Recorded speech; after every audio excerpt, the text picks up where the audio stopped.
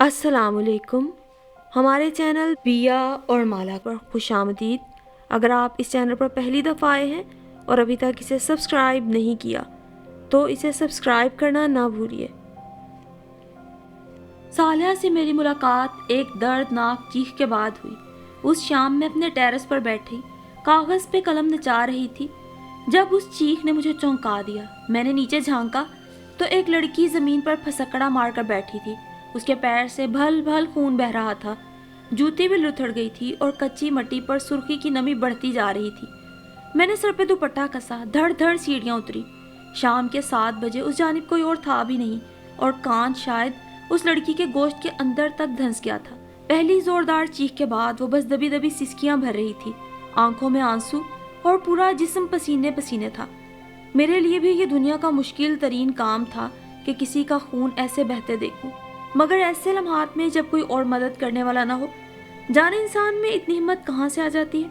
मैंने आंखें बंद की और एक झटके से लंबा कांच बाहर खींच लिया। उसने भी चीख को रोकने के लिए मुंह पे हाथ जमा लिया था। खून बहने की रफ्तार बढ़ गई, मगर अब खतरा नहीं रहा था। मैं उसके लाख मना करने पे भी उसे सहारा देकर अपने घर के अंदर ले आई।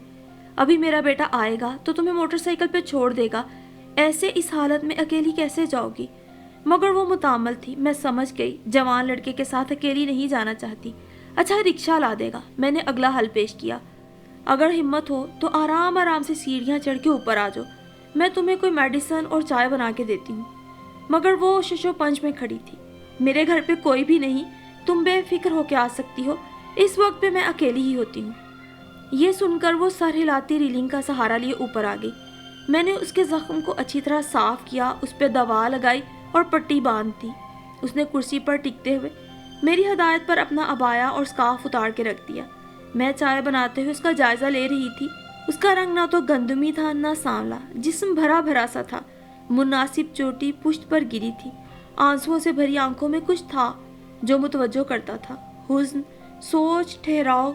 मट्टी पर गिर जाने के बाद स्याह गाउन बिल्कुल मट्टी मट्टी था और अपनी रंगत बदल चुका था। वो वायल के मस्टर्ड स्याह सूट में अपनी हैसियत का तायुन करवा रही थी। मेरा क्यास थोड़ी देर बाद तब दुरुस्त साबित हुआ जब उसने बताया कि वो यहाँ करीबी एक गारमेंट्स फैक्ट्री में काम करती है। मुझे अंदाज़ा हो गया कि वो भूखी भी होगी। मैंने फैजी सैफी के लिए बनाए हुए सैंडविचेस भी ट्रे में रख दिए, साथ ही कबाब और चाय भी। अचानक उसकी चीख की आवाज़ पर मैं हवास बागता बाहर लपकी। उसके हाथ में हफ्त रोज़ा मैगजीन और मेरा लिखा हुआ कागज़ था। उसकी आंखें हैरत से पूरी तरह खुली हुई थी और थर थराते लबों से फिक्रा टूट टूट के निकला। आप? उसने अपने दोनों हाथ लहराए। मैगजीन और कागज़? आप उम्मे हबीबा हैं? ये वाली उम्मे हबीबा? जाहिर है मुझे जवाब असबात में ही देना था। हाँ, मैंने ठंडी सांस लेकर जुर्म का इकरार किया। मुझे यकीन नहीं आ रहा। वो बेयकीनी की इंतहाओं पे थी। तो यकीन दिलाने के लिए अब क्या करूं? मैं मुस्कुराई। कुछ भी नहीं, मुझे यकीन आ गया। उसने बमुश्किल अपनी बुखलाहट पर काबू पाया। वो मैगजीन के अंदर ये कागज़ था, मैंने बस यूं ही रखते रखते पढ़ लिया। आप अगली किस्त लिख रही हैं ना? उसने शर्मिंदगी से वजह बताई। इट्स ओके, तुम इसे रखो और ये खाओ। भूख का टाइम है और कमज़ोरी भी हो रही होगी ना। मैं सबको बताऊंगी घर में। मेरे जख्म पर आपने मरहम लगाया। तुम तो ऐसे कह रही हो जैसे अमरीकी सदर ने तुम्हारे जख्म पे मरहम लगाया। अमरीकी सदर? वो कब से मरहम लगाने लगा? वो तो जख्म देने वाले लोगों में है। उसने ऐसा मुंह बनाया जैसे मुंह में न बोली आ गई हो। वाह, मैं मुतासिर हो गई। तुम बातें बहुत अच्छी करती हो। मेरी स्टोरी वाकई पढ़ती हो या गैस लगाया है? मैं पढ़ती हूँ हर हफ्ते, बल्कि हम सब पढ़ते हैं, उसने तेजी से कहा। मेरे चेहरे पे हैरानी थी, ये सोचकर कि इतनी गरीब सी लड़की इतना महंगा मैगजीन कैसे पढ़ती होगी। तभी बोली, आप सही सोच रही हैं, मैगजीन महंगा है, खरीदना मुश्किल होता है। मेरा भाई हॉकर है ना, अखबार और मैगजीन देता है मुख्तलिफ घरों में। ये तो बहुत अच्छी बात है, मुझे यकीन आ गया। फैक्ट्री में 9 to 5 काम करने और कभी ओवर टाइम करने के बाद तो बिल्कुल वक्त नहीं मिलता, मगर मैं पढ़ने के लिए कम से कम देखने के लिए ज़रूर वक्त निकाल लेती हूँ। उसने अपने तईं सब वाजे किया। 12 जमातें पास हूँ मैं। उसके अंदाज में बड़ा फ़ख्र था। मगर तुम ज़्यादा काबिल लगती हो। मैंने सच्चाई बयान की तो शर्मा गई। मैं सबको बताऊंगी कि मेरे जख्मों पे मरहम आज की सबसे बड़ी राइटर उम्मे हबीबा ने रखा। दरअसल मैंने आज तक किसी लिखने वाले को देखा नहीं था। मुझे यकीन नहीं आ रहा कि आप मेरे सामने बैठी हैं। اس کے اتنے حیران ہونے پہ مجھے ہنسی آنے لگی۔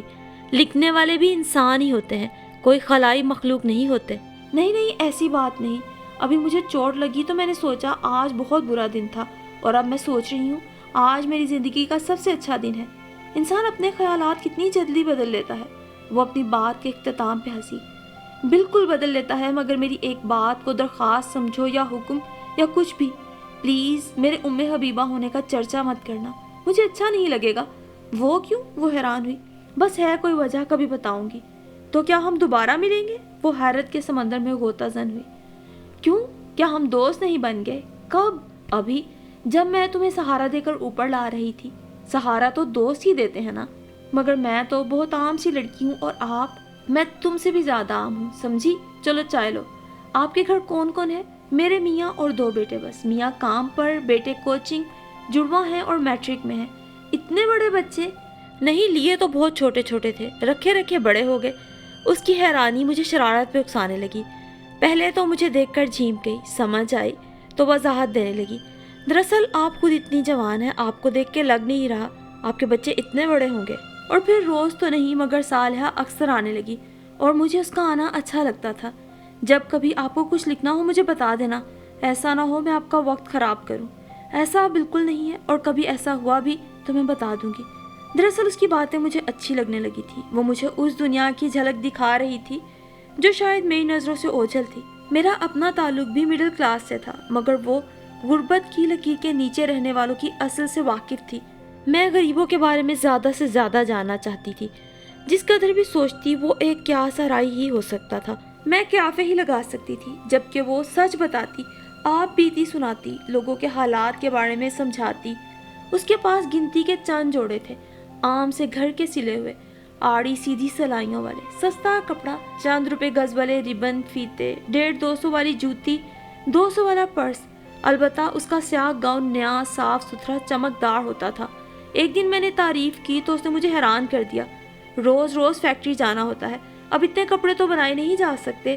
میں اکثر ایسی لڑکیوں کو جانتی ہوں جو اتوار بازاروں سے استعمال شدہ کپڑے خرید لیتی ہیں، گھسی پٹی جوتیاں، ہاں گاؤن اچھا اوپر پہنتی ہیں۔ آپ کبھی دیکھیے گا، سر سے پیر کے تلوے کو چھوتا سیاہ حجاب ہر شے کو چھپا لیتا ہے۔ بہت سی لڑکیاں تو اندر فیکٹری میں کام کرتے ہوئے بھی اپنے گاؤن نہیں اتارتی، اس لیے کپڑے بھلے کیسے بھی ہوں، گاؤن سب کے نئے اور چمکیلے ہوتے ہیں۔ تو اتنی محنت کا کیا فائدہ، اپنے لیے 2 جوڑے بھی نہ بنا سکے؟ تنخواہ کہاں جاتی ہے تم لوگوں کی؟ میرے سوال پہ ہنستی۔ تنخواہ؟ وہ حیرانی سے ہنسی۔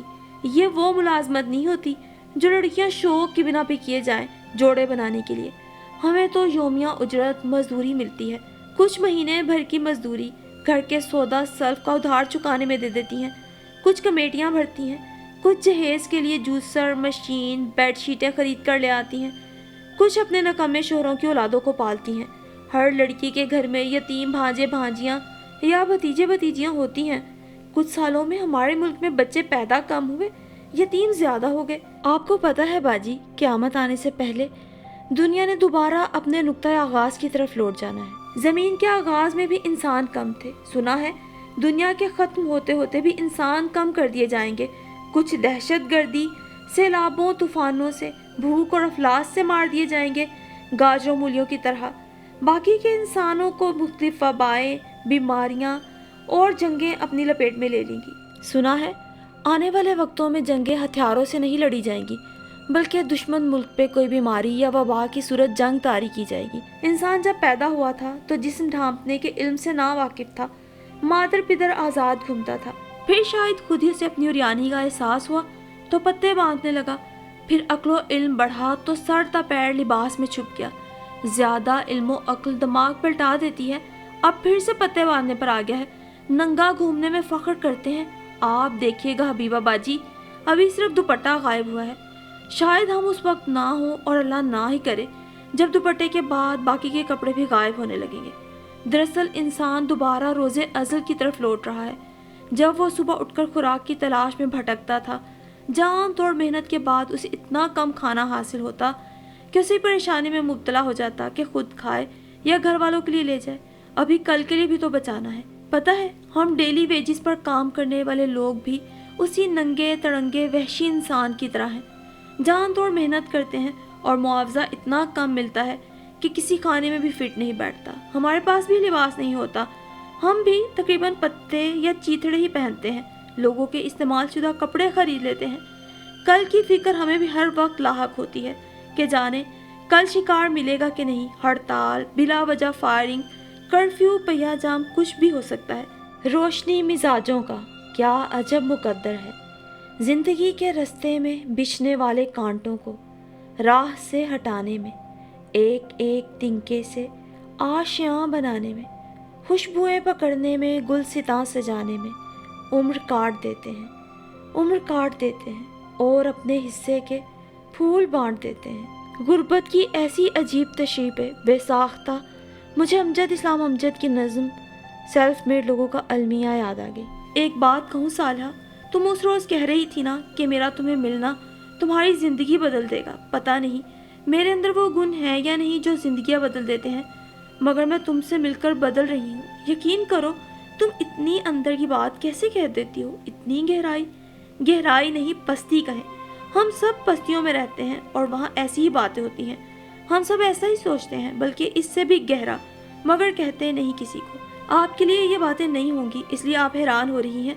मैं अपने इर्द गिर्द के लोगों को ये सब सुनाने बैठूं तो मुझे झाड़ भी लाएंगे कि किसको सुना रही हो, कोई नई बात करो। शायद उनके पास बयान की कुव्वत नहीं, वो वजाहत नहीं दे सकते, मगर उन सब के दिलों में यही बातें हैं। और जहाँ तक मेरी बात है, मैं कभी किसी के सामने ऐसे नहीं बोलती। बस आपके सामने न जाने कहाँ से इतने अच्छे अच्छे जुमले बनते चले जाते हैं। वो इतनी इल्मियत दिखाने के बाद सादगी से मुस्कुरा दी। तुम इशफाक अहमद वाला बाबा तो नहीं हो? मैंने जैसे गुत्थी सुलझाई। वही बाबे जो जिंदगी की मुश्किल तरीन राहों में लोगों के लिए आसानियाँ कर दिया करते हैं। मुझे इन बाबों का तो पता नहीं, अलबत्ता अपने जैसे बहुत से बाबों से मैं आपको मिलवा सकती हूँ, बल्कि बाबे नहीं बाबियाँ। वो जोर से हंसी और फिर यूं ही हमारी मुलाकात चलती रही। हर मुलाकात में हम घंटों बातें करते। 3 माह गुजर चुके थे जब एक दिन उसने बड़ी अनोखी फरमाइश की। हबीबा बाजी, आप एक कहानी लिखें जिसकी हीरोइन का नाम सालिहा हो और हीरो का नाम सालेह। मैंने टुकड़ा जोड़ा। अल्लाह, वो लाल सुर्ख हो गई। आपको ऐसा क्यों लगता है कि हीरो को सालेह होना चाहिए? भाई, सालिहा का हीरो अगर सालेह होगा तो इसमें क्या मजा आएगा। खैर, नामों की बातें छोड़े, वो आपकी मर्जी है। आप सीधी सीधी एक कहानी लिखिए। सीधी सीधी? मैंने भुवें से कोड़ कर उसकी सूरत देखी। सीधी सीधी कहानी कैसी होती है? वो रोमांटिक होती है, ट्रेजिक होती है, कॉमेडी, थ्रिल? बताओ, अब मैं आपको कैसे समझाऊं? बेबसी से हाथ मलने लगी। जैसे समझा सकती हो वैसे समझाओ, शायद मैं कुछ समझ जाऊं। मैंने उसकी हिम्मत बंधाई। मेरे पास बहुत अच्छे अल्फाज तो नहीं हैं, मगर मैंने आज तक जितनी कहानियाँ पढ़ी या सुनी हैं उनमें या तो लोग बहुत अमीर होते हैं या बहुत गरीब, या बहुत नफरत होती है या बहुत साजिश। मोहब्बत के लिए कोई जगह नहीं, लिखने वाले के पास दरमियान का कोई रास्ता नहीं। खुशी हो तो बेहद, दुख हो तो बेहद। तौबा, खुदा दुश्मन को भी ना दिखाए, मजलूम या जालिम, जबकि हर इंसान किसी ना किसी मौके पे मजलूम भी होता है और जालिम भी। अरे, मैं बड़े गौर से उसे सुन रही थी, चौंक कर उसे टोका। इतनी खूबसूरत बात, वाह, तुमसे उम्मीद नहीं थी। वो शर्मा गई, मगर अगले ही पल उसके चेहरे पे मायूसी फैल गई। लोग हमेशा ये क्यों सोचते हैं कि अच्छी बात किसी ऊंची जगह से या बहुत पढ़े लिखे बंदे की जानिब से ही होनी चाहिए? अल्लाह ने सबको ज़हन और दिल दिया है, दुनिया देखने के लिए आंखें दी। अक्ल की बात तो कोई भी कर सकता है। वो दुख की नई सड़क पे चढ़ गई। अच्छा, बस करो, अब दुनिया के दुख को अपने दिल से मत लगा लेना। सीधी सीधी कहानी लिखने का फॉर्मूला बताओ। आज तक तो मैं किसी की हिदायत के बगैर यूं ही अंधाधुंध लिखे जा रही थी, अब एक रहनुमा मिला है। मैंने शरारत से उसे देखा। नहीं, आप बहुत अच्छा लिखती हैं। वो हस्बे आदत अकीदत मंदी से दोहरी होगी। मेरी मत सराई बाद में करना, पहले अपनी बात मुकम्मल करो। इतना तो मैं समझ गई, मुझे मिडिल क्लास पे लिखना है। अब आगे बोलो। खाली मिडिल क्लास नहीं। वो दोबारा सीधी होके बैठ गई। हर चीज़ दरमियानी हो, एतदाल में, ना गुर्बत ना अमारत, मगर खुशी हो, सब्र शुक्र हो, हर शय नॉर्मल हो। आप हीरोइन का हुस्न ऐसा बताते हैं जैसे हूर हो। मैं तो जब रोज़ सुबह घर से निकलती हूँ ना, रोज़ाना मैं इतनी लड़कियों से मिलती हूँ, खुदा की कसम, कहानियों वाली लड़कियाँ तो मुझे कहीं भी नज़र नहीं आती। मुझे तो सब अच्छी लगती हैं। किसी की आंखें अच्छी होती हैं, किसी के बाल, मगर जैसी तशबीहात कहानियों में मिलती हैं वैसी लड़की मैंने कभी भी नहीं देखी। टीवी में मिलती है ना, हर सुबह एक सजा चेहरा। मैंने उसे छेड़ा। मैंने तो सालों से सुबह के वक्त टीवी भी नहीं देखा, मगर वो जो सुबह सुबह आती हैं, बल्कि सारा दिन, वो लड़कियां थोड़ा होती हैं, प्लास्टिक की गुड़िया होती हैं, मार्केट में पड़ा हुआ माल होती हैं, सौदा होती हैं, ना खुल के हंसती हैं ना रोती हैं। उन्होंने तो लड़कियों के बारे में दुनिया की राय ही बदल के रख दी है, सजी बनी शोकेस के अंदर। असली लड़कियां ऐसी थोड़ी होती हैं। फिर क्या असली लड़कियां सालिहा जैसी होती हैं? बिल्कुल, हाँ बिल्कुल सालिहा जैसी होती हैं। थोड़ी मोटी, थोड़ी काली, थोड़ी परेशान, थोड़ी खुश, मेहनत करती हुई और मुस्कुराती हुई। ये तो है। मैंने उसकी हाँ में हाँ मिलाई। अच्छा, आप जो हीरोइन बनाएंगी ना, वो ना तो काली हो ना गोरी, ना बहुत लंबी ना इतनी मोटी, दरमियानी सी हो जो देखने में अच्छी लगती हो। तुम्हारे जैसी। वो झीम गई। ना दौलतमंद हो ना बहुत फकीर, मेहनत करती हो और थोड़े बहुत पर ही खुश रहती हो, जैसे कि तुम। इस बार मेरे टोकने पे वो मुस्कुराई नहीं, बल्कि खुद एतमादी से सर असबात में हिलाया। बिल्कुल। और हीरो पर भी कुछ शराइत लागू होती हैं तुम्हारी। अल्लाह, हीरो का तो नाम ही मत ले। उसे तो आप लोग कहानियों में पता नहीं क्या बनाकर पेश करते हैं, जैसे मैथ्स के नंबर 10/10। उसकी हंसी में मेरी हंसी भी शामिल हो गई। ऊंचा, लंबा, गोरा, रहम दिल, पढ़ा लिखा, दौलतमंद। ना पूछे, इतने देवता तो पूरे यूनान में ना होंगे जितने अब तक आप लोग मुतारिफ करवा चुके हैं। वो मुझे खफगी से देखने लगी। हीरो को आम सा इंसान होना चाहिए बाजी, आम रोड पे खड़ा होने वाला शख्स, सांवला, लंबा, बस का डंडा पकड़ के सफर करने वाला, या फिर छत पे बैठा हुआ, मेहनत करता हुआ, गुस्सा भी करता हो, हंसता भी हो। और आप लोग उफ, आम सा इंसान क्यों नहीं पेश करते? कभी तो आपकी कहानियों में ऐसा मर्द होता है जो बहुत जालिम होता है, और कभी ऐसा जिसमें ऐसे ऐसे गुण होते हैं कि आम इंसानों में ढूंढे से नहीं मिलते। आप लोग लोगों का जहन खराब कर रहे हैं। अरे अगर मैंने तुम्हारे कहे के मुताबिक कहानी लिखी ना, तो पढ़ने वाले लोग मुझे मारेंगे, मेरी कहानी बिकेगी ही नहीं। ऐसे नाहंजार तो गली गली में मिलते हैं, और वो मुझे कहेंगे तुमने ऐसे इंसान को उठा के हीरो बना दिया। कम से कम हीरो हीरोइन तो ऐसे हों जो हमें हर वक्त इधर उधर नजर ना आते हो। इंसानी फितरत से थोड़ा हट के इंसान हमेशा खुशगुमानी में रहना चाहता है। वो चाहता है हीरो हीरोइन दुबले पतले खूबसूरत हो, दुबला पतला खूबसूरत, मगर दुबला पतला काला लंबा कम आमदनी वाला मगर खूब मेहनत करने वाला हीरो क्यों नहीं हो सकता? उसके चेहरे पे गम और नाउमीदी फैल गई। हो सकता है, क्यों नहीं हो सकता? मैंने फौरन उसे तसल्ली दी। काला लंबा दुबला मेहनती, मैंने उसकी बताई हुई खूबियां दोहराई, जैसे जैसे सौले। अल्लाह, मेरे तुक्के पे उसकी आंखें बाहर आने लगी। आपने ये कैसे सोच लिया कि इस कहानी की हीरो का नाम सौले ही होना चाहिए? तो क्या मुझे ऐसा नहीं सोचना चाहिए? देखो, आम सी लड़की मगर खास लगती हो, वो तो सालिहा ही है। और अगर कोई आम सा लड़का काला लंबा मेहनती खास लगता हो तो वो सालिह होगा। कहानी तो बनती जा रही है यार, अब खामखा मुंह मत लटका कर बैठ जाओ। तुम्हारे बताए खाके से जो छवि उभरती है वो यही है। मैंने शाने उचकाकर बेपरवाही का मुजाहरा किया। आ भी ना बस। वो अपने पास पड़ी पर्स की डोरी कंधे पर जमाते हुए खड़ी हो गई। बात को कहाँ से कहाँ ले जाती हैं खामखा। बीबी, पर का कौवा बनाना और दरिया को कूजे में बंद करना ना हम लिखने वालों के दाएं हाथ का खेल है। अल्लाह का वदियत करदा हुनर है, अल्हम्दुलिल्लाह। मगर सालिहा और साले आम सी जिंदगी के आम से किरदार, और इन आम किरदारों को लेकर जो कहानी बुनी जाएगी ना, उसे लोग मोहब्बत कहानी कहेंगे। एकदम खास कहानी, समझी? मैंने मोहब्बत से उस गुर्बत, सादगी और मोहब्बत की मट्टी से गुंधी लड़की को देखा और उसे यकीन दिलाया। ये सालिहा और साले की कहानी थी। और फिर अगली मुलाकात में सालिहा ने मुझे अपनी और साले की कहानी के बारे में बताना शुरू किया। बस हम एक दूसरे को जानते हैं, बल्कि जान गए हैं, पता नहीं कैसे, थोड़ी उलझ गई। हम दोनों एक ही गारमेंट फैक्ट्री में काम करते हैं और काफ़ी वक्त से इकट्ठे सफ़र भी कर रहे हैं, लेकिन शनासाई जाने कब मोहब्बत में बदली। हम मेन रोड से ना बस में अक्सर इकट्ठे बैठा करते थे। वो बल्दिया स्टॉप से चढ़ा करता था। मैं उसकी शक्ल से तो आशना थी, नाम के सिलसिले में बस इत्तफाक हो गया। आगे पीछे अंदर दाखिल हो रहे थे, किसी ने एकदम उसे पुकारा, साले आ गया। मैं अलर्ट हो गई, मुझे लगा शायद किसी ने मेरा नाम लिया है। बस इतनी सी बात थी। मैंने चौंक कर देखा, उसका नाम पता चल गया और यूं जान पहचान बन गई। तुम्हें कुदरत मिलवा रही है लड़की, इशारा समझो। मैंने उसे छेड़ा। अच्छा, वो कैसा है? मुझे इश्तियाक हुआ। कैसा होना है? लंबा है और बहुत पतला, कमजोर सा, और हाँ काला भी बहुत है। काला? मैं चिल्लाई। کتنا کالا کالا کالا ہوتا ہے، کتنا کا کیا مطلب ہے؟ نہیں یار، کوئی مثال دے کے سمجھاؤ، سنگھاڑے جیسا، الٹے توے جیسا، یا پھر پینسل کے سکے جیسا؟ اس نے کوئی جواب تو نہ دیا، بس ہنستی رہی۔ رنگ کو چھوڑے، آپ محبت کہانی لکھیں، سیدھی سادی کہانی جس میں کوئی رکاوٹ نہ ہو۔ لڑکا لڑکی نے ایک دوسرے کو پسند کر لیا، ان کے گھر والوں نے بھی کوئی اعتراض نہ کیا اور ان کی شادی ہو گئی۔ ہائے، میں حق دک رہ گئی۔ تو اتنی سیدھی کہانی کون پڑھے گا، کون سنے گا؟ لوگ یہ کیوں چاہتے ہیں کہ ہیروئن رو رو کے پاگل ہو جائے، ہیرو سر ٹکرا ٹکرا کے لہو لہان ہو جائے؟ اگر سب کچھ ہنسی خوشی ہو رہا ہے تو پڑھنے والے کا کیا جاتا ہے، وہ بھی خوش ہو لے۔ وہ ناگواری سے کہہ رہی تھی، میں فرما برداری سے سر ہلاتی رہی۔ پھر آپ لکھیں گی نا انوکھی محبت کہانی؟ وہ لجاجت سے میرا ہاتھ چھو رہی تھی، اس کے چہرے پہ آس، امید اور مان تھا۔ میں ہار گئی۔ ہاں لکھوں گی، میں نے اس کے گال تھپ تھپائے۔ اور پھر رمضان کے بعد عید کے فوراً بعد رکھے جانے والی شادیاں نمٹانے کے بعد میں لوٹی تو بچوں کی پڑھائی زوروں پر تھی۔ اتنے دنوں سے گھر بھی بند تھا، توجہ مانگ رہا تھا۔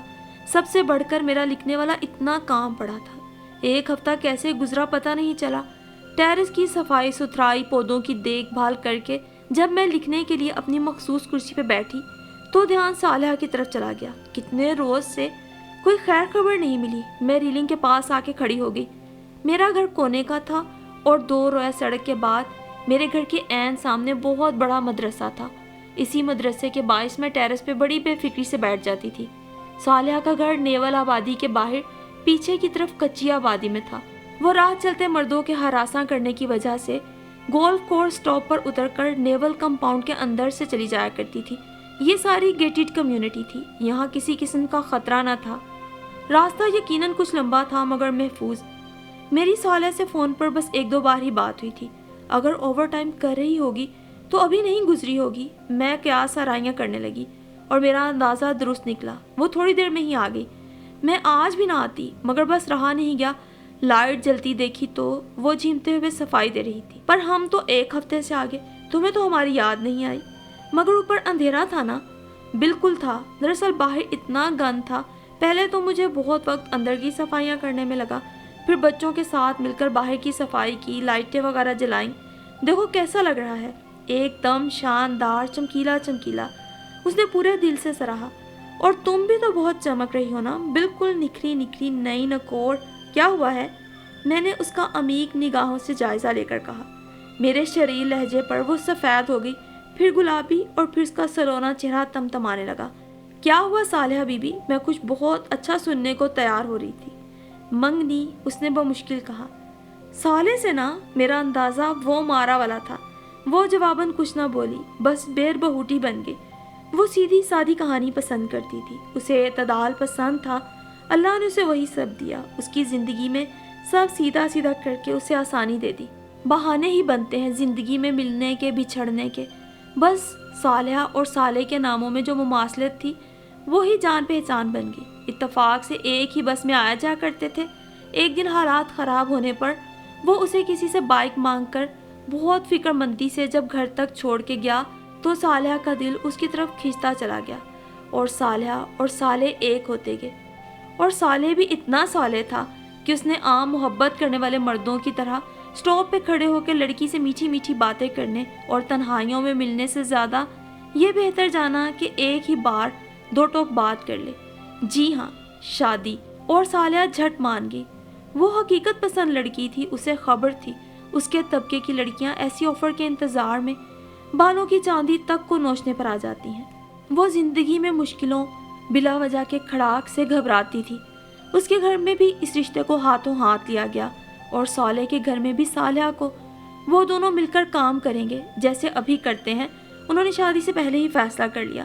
میں نے سال پہلے اپنے گھر کے اوپر اپنے لیے کمرہ ڈلوایا ہے، گرمیوں میں تپتا ہے مگر تم فکر نہ کرو، میں چھت پہ تھرموپول شیٹس رکھوا دوں گا، بہت سے گملے بھی، اور ہم کون سا گھر میں رہا کریں گے۔ ایک دن صالح نے اسے کہا تھا۔ صبح اکٹھے نکلے، شام کو واپس۔ رات کو چھت پہ چارپائی ڈالو تو ایسی ٹھنڈی ہوا آتی ہے ہوکس بے کے ساحل کی جانب سے کہ بس۔ دونوں نے یہ بھی طے کر لیا تھا کہ ان کے بچے بس 2 ہوں گے، بھلے بیٹے ہو یا بیٹیاں، لمبی لائن نہیں۔ تم بہت لائق اور سمجھدار ہو صالحہ، بچے بھی تمہارے جیسے ہوں گے، محنتی اور صاف گو۔ صالح کے لیے یہی سب سے بڑی خوبی تھی۔ اب تو ملنا پڑے گا جناب صالح صاحب سے۔ جب صالحہ نے ایک دن مجھے یہ سب بتانے کے بعد اس کی تعریفیں کی تو میرے اندر سے خواہش پھوٹی۔ ہاں نا، وہ بھی تو آپ سے ملنا چاہتا ہے، کہہ رہا تھا میں تو 1000 بار اس گھر کے پاس سے گزرا ہوں، مجھے نہیں پتا تھا وہاں اتنی بڑی رائٹر رہتی ہیں۔ پاگل ہو صالحہ تم بھی، بھلا میرے بارے میں اسے یہ بتانے کی کیا ضرورت تھی؟ اپنی تعریف پر میں ہمیشہ ہی آئیں بائیں شائیں کر جاتی۔ ویسے آج مجھے ایک بات تو بتائیں حبیبہ باجی، آپ کیوں نہیں چاہتی کہ لوگ آپ کو جانے پہچانے؟ صالحہ مجھ سے بار بار یہ سوال کیا کرتی تھی، تبھی میں نے اس دن اسے سمجھایا کہ اس علاقے میں ایک عام عورت کی طرح جیتی ہوں، عام سی ہاؤس وائف۔ میرے بچے ہیں، شوہر ہیں اور میں گھر پہ رہتی ہوں۔ لوگ اپنے دل کی بات مجھ سے کھل کے کر لیتے ہیں، مجھے یہ اچھا لگتا ہے۔ خاص ہو کر سب کے سامنے آئی تو تنہا رہ جاؤں گی، لوگ اپنے دل کی بات مجھ سے نہیں کریں گے۔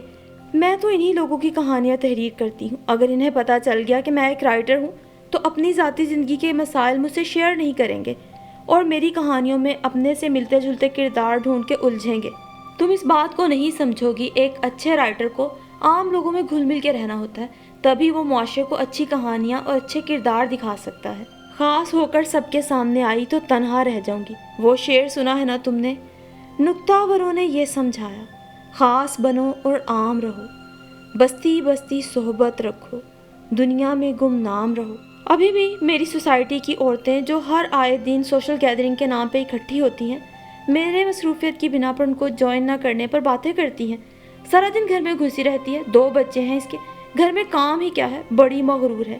میں ہنسی تو صالحہ بھی زور سے ہنس دی، اس کی ہنسی میں بڑی جل ترنگ تھی، نیا پن، آنکھوں میں ستاروں کو ماند کرتی چمک۔ منگنی نے اس کی خوبصورت شخصیت کو مزید نکھار دیا۔ اس وقت وہ 800-900 والے عام سے فیروزی رنگ کے چکن کے سوٹ میں ملبوس تھی، وہ بھی اسے صالح نے دلوایا تھا اتوار بازار سے۔ پیروں میں سستی سی ربڑ کی نئی چپل اور پرس بھی نیا تھا۔ چہرہ ہمیشہ کی طرح سادہ تھا، مگر اس کے دل کی خوشی اس کے چہرے سے نظر آتی تھی، جسے کسی آرائش کی ضرورت نہ تھی۔ اس شام ہم دونوں دیر تک باتیں کرتے رہے۔ صالحہ چاہتی تھی اب میں اس کی کہانی کا اختتام لکھ دوں، چونکہ صالح کے ساتھ اس کی منگنی ہو چکی ہے، سیدھی سی کہانی کا سیدھا سا انجام۔ یوں تو میں آئے دن کہانیاں لکھتی تھی، مگر وہ بہت اور طرح کی ہوتی تھی، عجیب عجیب موڑ سے گزرتی، سنسنی پھیلاتی، پھر میں کرداروں کو آپس میں لڑاتی اور سمیٹ دیتی۔ شاید سیکھنے والے کو کوئی سیکھ ملتی نہ ملتی، مگر کہانی بہت چلتی۔ صالحہ کی کہانی اتنی سیدھی تھی، مجھے لگ رہا تھا اسے کوئی پڑھے گا نہیں، لیکن میں نے اپنی زندگی کی بہترین کہانی تحریر کر لی تھی۔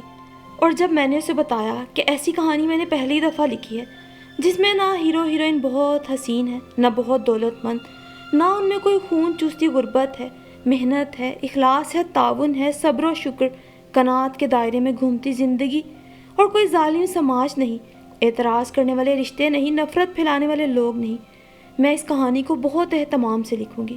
مگر آپ تو کہتی ہیں کہ ایسی کہانیاں کوئی پڑھتا نہیں۔ چلو کوئی نہ پڑھے، مگر ہیرو ہیروئن اور رائٹر تو پڑھیں گے نا میری پیاری صالحہ۔ میں نے اس کی ٹھوڑی چھوئی، ہر کہانی ہر ایک کے پڑھنے کے لیے نہیں ہوتی میری پیاری صالحہ۔ وہ شام بھی صالحہ کے ساتھ گزرنے والی شاموں میں یادگار تھی، مگر آخری ہوگی یہ تب تک علم نہ تھا۔ ساری رات میں اس کی محبت کہانی کو خوبصورت الفاظ سے آراستہ کرتی رہی، سوچا کل پڑھے گی تو کتنی خوش ہوگی، کئی مقامات پہ شرمائے گی جہاں میں نے اس کی اور صالح کی محبت کو خوبصورت اشعار، خوشبو بھرے لفظوں کا سہارا لے کر بیان کیا۔ اور پھر اگلی شام آ گئی، مگر صالحہ نہ آئی۔ وہ کبھی نہ واپسی والے سفر پہ نکل گئی تھی۔ ٹی وی پہ چلتی گارمنٹس فیکٹری میں آگ لگنے اور مزدوروں کے دروازے کھڑکیاں جام ہونے کے باعث اندر ہی جل جانے کی خبر پر جانے آسمان مجھ پہ گرا تھا یا میں زمین پر۔ ہوش آیا تو ہارون اور بچے میرے گرد متفکر بیٹھے تھے۔ صالحہ مجھے کتنی عزیز تھی یہ وہ تینوں جانتے تھے، اور میری حالت کے پیش نظر مجھے منع بھی کر رہے تھے۔ اور پھر ان سب کے لاکھ منع کرنے کے باوجود بھی میں اپنی سوسائٹی کے عقب میں اس کچی بستی آ گئی جہاں کچے گھروں کے باہر ہی شامے آنے لگے تھے، کیونکہ ہر گھر کی لڑکی ہی اپنی جوانی اور خواب ان فیکٹریوں کی مشینوں میں جھونک رہی تھی۔ ہر شامیانے میں اتنی کہانیاں تھیں، مجھے لگتا تھا ایک جنم ان کو لکھنے کو کم ہوگا۔ اسٹریچر پہ پڑی لاشوں میں سے کوئی بھی سیدھی نہ تھی، بلکہ اکڑی ہوئی تھی۔ کسی کے ہاتھ مدد کو پکارتے وہیں اکڑ گئے، پہچان میں آنا ناممکن۔ یہ وہ لڑکیاں ہیں جو بناؤ سنگھار کی شوقین تھیں، सालिया ने एक दिन बताया था कि फैक्ट्रियों में काम करने वाली आम गरीब घरानों की लड़कियों को मेकअप करने का बहुत शौक होता है, इसीलिए तनख्वाह में मिलने वाले चंद हजार रुपयों में से कुछ पैसे बचाकर इतवार बाजारों का रुख करती हैं, जहाँ से अपने लिए 10 रुपए के क्लिप, 20 रुपए का कड़ा या 5 रुपए की पोनियाँ खरीद लेती हैं। कलाई में पहनने के लिए सुर्ख स्याह धागा भी खरीदती हैं। वैसे तो फैक्ट्रियों में काम करने वाली 99% लड़कियां हिजाब लेती हैं, मगर अपनी आंखों को सजाने का बहुत शौक रखती हैं। काजल से ही मस्कारे और लाइनर का काम लेकर आंखें संवारती हैं, हाथों पैरों को सस्ती नेल पॉलिश से सजाती हैं। कांच के छल्ले, स्टील की अंगूठियां, पैरों में पाजेब या वही काला धागा। और पता है हबीबा बाजी, हर एक के पर्स में एक आईना लाजमी होता है। मुसलसल मेहनत की थकान उनके चेहरे पे नक्श बन के उभर जाती है। तभी तो गरीब अपनी उम्र से पहले ही बूढ़ा लगने लगता है। उसके हालात उसके चेहरे पे नक्श होने लगते हैं, मगर फिर भी हर रोज सारे दिन के लिए मशीनों के आगे झुक जाती हैं। शाम को फिर चिड़ियों के थके हारे गोल की तरह वापसी की उड़ान भरती हैं, और पता है चिड़ियों ही की तरह चहचहाती हैं सारा रास्ता। और एक बात बताऊं, हम फैक्ट्रियों में काम करने वाली लड़कियों की ना जुबान बहुत तल्ख होती है। दुनिया जहां की गालियां आती होती हैं हमें, दरअसल हमारे पास से गुजरते मर्दों की बदनिगाही और गलाजत भरी जुबान से निपटने के लिए गालियां ही हमारे पास वाहिद हथियार होती हैं। शामियाने में बैठी आंसू बहाती मैं सोच रही थी, मोहब्बत की इस कहानी का इतना दुख भरा अंजाम कैसे लिखूंगी। और वो सब सिंगार की शौकीन लड़कियां पहचान में ही नहीं आ रही थी। उनके शौक, उनकी शनाख्त सब जल के भस्म हो गया। इस कच्ची बस्ती में कच्ची उम्र के पक्के ख्वाब देखने वाली सब हसीनाएं जल कर ख़त्म हो गई, और उनके वो आईनों वाले पर्स भी जल के होंगे। चलो अच्छा ही हुआ, वरना अब की बार जो चेहरे वो अपने उन आईनों में देखती, क्या उन चेहरों को चेहरा कहते हैं। और उन शामियानों में जले गोश्त की अजीब सी बू आ रही थी। तुम्हारा कौन मरा है? कोई औरत मुझे इस बुरे तरीके से रोते देख के मेरे पास आ गई, और मैं क्या कहती, मेरा कौन मरा है? इन 40 जनाजों में मेरा कोई खूनी रिश्ता नहीं था, और इन जल जाने वालों का तो खून भी जल गया था। पहचान हो तो किस सूरत में? मैं सालिया के घर चली आई, उसका भाई मुझे देखते ही पहचान गया। मुझे यकीन था आप आएंगी बाजी। मैं यहाँ आ तो गई हूँ, पर जाऊँगी कैसे? मैं चीखते हुए बस यही सोच रही थी। वो स्टोर नुमा कमरा था, जहाँ एक चारपाई पर सफ़ेद आसमानी चादर सलीके से बिछी हुई थी, मगर बिस्तर की मालिका एक चादर में गठड़ी की सूरत लिपटी पड़ी थी। सुकड़ कर इतनी मुख्तसर रह गई थी कि उसे कब्र में भी गठड़ी की सूरत ही उतारा जाना था। कमरे में रसाइल और अखबारात का ढेर था, सालों पुराने रसाले, अखबार, मज़ामीन, और उसका पुराना गाउन भी खूंटी पे लटका था तो उसकी टूटी जूती दरवाजे के पास पड़ी थी। उस बोसीदा कमरे के हर कोने में सालिया थी, मगर सालिया नहीं थी। वो अब कहीं नहीं थी। मेरी उसकी पहली मुलाकात का बाइस एक दर्दनाक दिलखराश चीख थी। उसके पैर से भल भल खून निकल रहा था, जिस्म से दर्द के मारे पसीना फूट रहा था। तकलीफ की शिद्दत, बर्दाश्त की इंतहा। मुझे इन छोटे छोटे जख्मों से बहुत डर लगता है। मुझे खून से, आग से, कट जाने से बहुत खौफ आता है। मैं किसी को जख्मी नहीं देख सकती, उसने मुझे एक दिन बताया था। और जब फैक्ट्री में लगी आग ने तुम्हें लपेट में लिया होगा सालिया, तुम कितना चिल्लाई होगी मदद को। तुम तो छोटे जख्मों से घबराती थी, इतना बड़ा दर्द कैसे सह गई होगी। मैं उसकी गठड़ी बनी लाश के पास बैठी ज़ारों कतार रोते सोच रही थी, और तभी मेरी याददाश्त में उसका एक दिन का कहा जुमला सर उठाने लगा। साले मेरे साथ जीने मरने की कस्में खाता है हबीबा बाजी। मैं भी हंस दी थी। ऐसा क्यों होता है बाजी?